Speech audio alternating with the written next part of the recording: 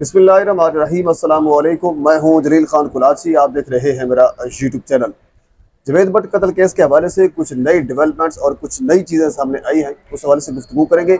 शकील भट्ट की मुअत्तली के हवाले से क्या खबरें हैं, मुतज़ाद खबरें क्या हैं, सच क्या है, झूठ क्या है, असल हकायक क्या हैं, कहाँ तक पहुँचा है मामला और मुअत्तल कैसे हुए, ये सारी खबरें आपके सामने मैंने रखनी है। और इसके अलावा कैसर भट्ट की गिरफ्तारी के हवाले से कुछ खबरें आई हैं, कुछ लोगों ने दावा किया है, उसमें क्या सही है। फयाज अहमद साहब सीनियर एडवोकेट हमारे साथ मौजूद हैं, किसी तारुफ के मुताज नहीं है। सर अस्सलाम वालेकुम। पहले तो आपका बहुत शुक्रिया, आपने टाइम दिया। सर सिंपल सा और सादा सा सवाल है, हम अपने ऑडियंस का जो टाइम है ज़्यादा वेस्ट नहीं करते। शकील भट्ट की जहाँ तक मैंने इन्वेस्टिगेट किया है, हालांकि मुतज़ाद खबरें आ रही हैं, कुछ लोग ये कह रहे हैं कि उनको मुअत्तल किया गया है, कि उन्होंने को 25 के करीब केसेस के चलान जमा नहीं करवाए, जबकि कुछ ज़राए जो कि मुस्तनद मेरे ख्याल में हैं, उन्होंने ये दावा किया है कि शकील भट्ट साहब ने जो अपना क्या होता है माल खाना, उनमें जो अपना क्या होता है माल मुकदमा जो होता है वो जमा नहीं करवाए। तो ये माल खाने में माल मुकदमा जमा करवाना, ये क्या सीन होता है, ये है असल में है क्या चीज़, पहले ये बता दें। जी बहुत शुक्रिया कुलाची साहब आपका। आप भी बड़े स्मार्ट हैं, अदालत में पकड़ लेते हैं और फिर कहते हैं कि बस थोड़ा सा है। एनी हाउ, ये दो मुख्तलिफ चीज़ें हैं, सबमिशन ऑफ चलान जी और केस प्रॉपर्टी। सही। जब आप कोई मुकदमा इन्वेस्टिगेट करते हैं और उसकी इन्वेस्टिगेशन कंप्लीट होने के बाद रिपोर्ट अंडर सेक्शन 173 राइट आपने टू दी कोर्ट जो है वो सबमिट करनी होती है राइट थ्रू प्रोसिक्यूशन, जिसको हम चलान कहते हैं, और वो विद इन 14 डेज करनी होती है। अगर उसमें कोई ताख़ीर होती है तो आपको सप्लीमेंट्री रिपोर्ट आप सबमिट कर देते हैं, थोड़ा टाइम ले लेते हैं, लेकिन उसमें आपको अपडेट करना होता है राइट प्रोसिक्यूशन डिपार्टमेंट को, कोर्ट को। आप उसके बाद एक चीज़ आ जाती है केस प्रॉपर्टी, जो आपने बात की। जी केस प्रॉपर्टी वो होता है माल मुकदमा, वो चीज़ है जो during the course of investigation मुलज़म से चीज़ें बरामद होती हैं। सही। जैसे कि कोई गाड़ी चोरी का केस है, तो जो गाड़ी रिकवर हुई तो दैट मीन्स वो केस प्रॉपर्टी है, वो उसको सीज किया जाता है। उसकी डिस्पोजल का फैसला जो है वो कोर्ट करती है कि उसको डिस्पोज ऑफ करना है, उसको ऑक्शन करना है, उसको क्या करना है। तो वो कीमती चीज़ें जो हैं वो उनके ऊपर एलिगेशन है कि वो केस प्रॉपर्टी ही खुद खा गए हैं। और ऐसे पुलिस ऑफिसर का कंडक्ट क्या होगा? जी बिल्कुल, ये आम सवाल है। कंडक्ट क्या होगा कि जिसके पास एक केस आया है, उसकी जो केस प्रॉपर्टी है, जैसा कि लेट्स सपोज मंशियात के केसेस में हेरोइन एंड चर्स जो रिकवर होती है वो भी केस प्रॉपर्टी है। बिल्कुल अगर लेट्स सपोज वो केस प्रॉपर्टी आगे पीछे कर देता है, उसको बेच देता है, उससे पैसे कमा लेता है, तो ऐसे पुलिस ऑफिसर का कंडक्ट क्या होगा? अंडरस्टूड है, ये इंतहाई संगीन मुकदमा होगा। संगीन मुकदमा है। वो तो एक तरह का डकैत है, ऑब्वियसली राइट। वो तो एक तरह का डकैत है जो सरकारी माल, जो के केस का जो माल मुकदमा है वही खा गया, बिल्कुल वही उसने कोर्ट में सबमिट करने की बजाय। और वो जब केसों का माल मुकदमा ही आगे पीछे हो जाएगा तो केस प्रॉपर्टी नहीं होगी, तो केस क्या चलेगा? दुरुस्त है। अच्छा नाज़रीन, मैं आपको ये बता दूं, ये जो मुझे ज़राए हैं, शायद चौधरी साहब हैं, हालांकि कैसर भट्ट साहब के भी दोस्त हैं, शकील भट्ट साहब के भी दोस्त हैं, बेलाज फैमिली से काफ़ी उनके अच्छे ताल्लुक समझे जाते हैं। ये उनके मुताबिक उनका ये दावा है कि शकील भट्ट साहब को जो CCPO के हुक्म के बाद उनको मुअत्तल किया गया, कोई 10-12 अफसरान थे, जिनमें से 8 शकील भट्ट साहब थे, उनको मुअत्तल किया गया। और मुअत्तल इसी वजह से किया गया कि उन्होंने माल खाने में माल मुकदमा जमा नहीं करवाया।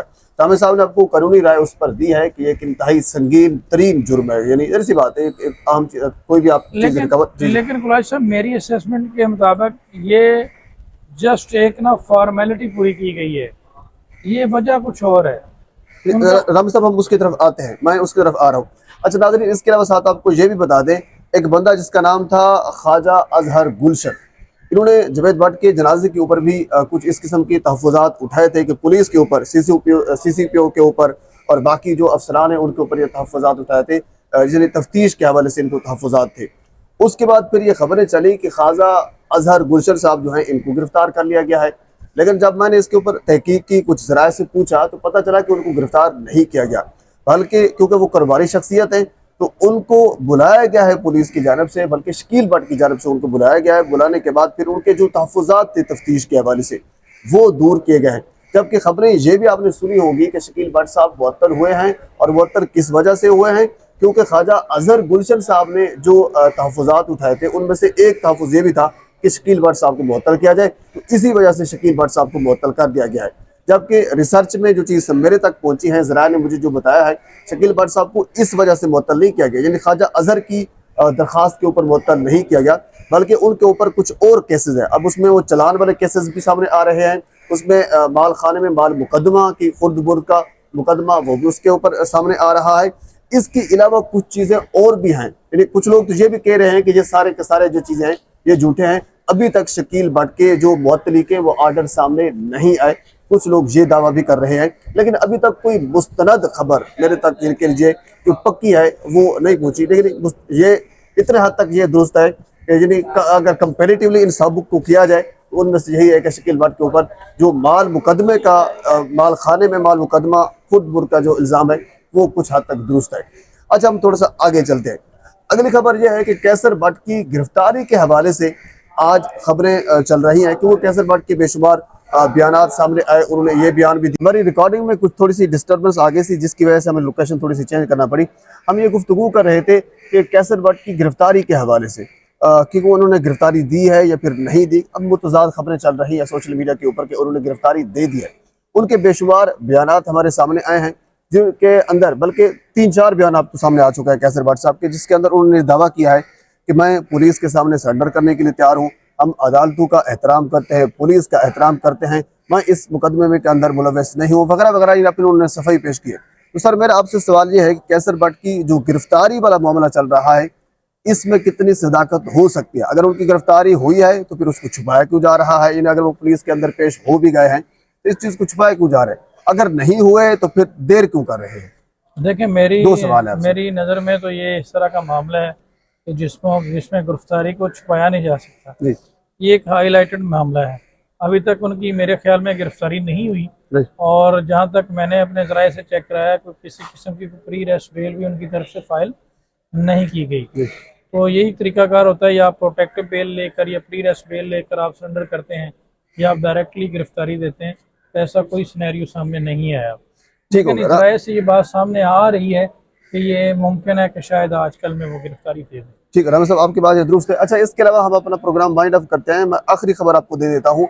अब अगली डेवलपमेंट इस वाक़े के अंदर ये है कि अब जियो फेंसिंग का जो मामला है वो अब रखा जा रहा है, यानी जो मोबाइल डेटा है वो चेक किया जाएगा, वहाँ पे जो लोग वहाँ पे मौजूद थे, यानी एक डिजिटल तरीके से जो एविडेंस है वो अब कलेक्ट किए जा रहे हैं। यानी ज़राए से ये भी मालूम हुआ है कि जियो फेंसिंग की जो एक प्रोसेस होता है वो मुकम्मल हो चुका है। अब अगर जियो फेंसिंग का प्रोसेस मुकम्मल होने के बाद यानी अगर इस केस को यानी फ्री एंड फेयर चलाया गया तो फिर यकीनन जो मुजरिमान है उन तक पहुंचना आसान होगा। और इस केस के हवाले से और भी बहुत सी चीज़ें हैं, अगली वीडियो में आपके साथ मैं ज़रूर शेयर करूंगा। एक मतलब आपसे गुजारिश है मेरे चैनल को सब्सक्राइब कर दें ताकि आने वाली हर इंफॉर्मेटिव वीडियो आप तक पहुंच सके। अल्लाह हाफ़िज़।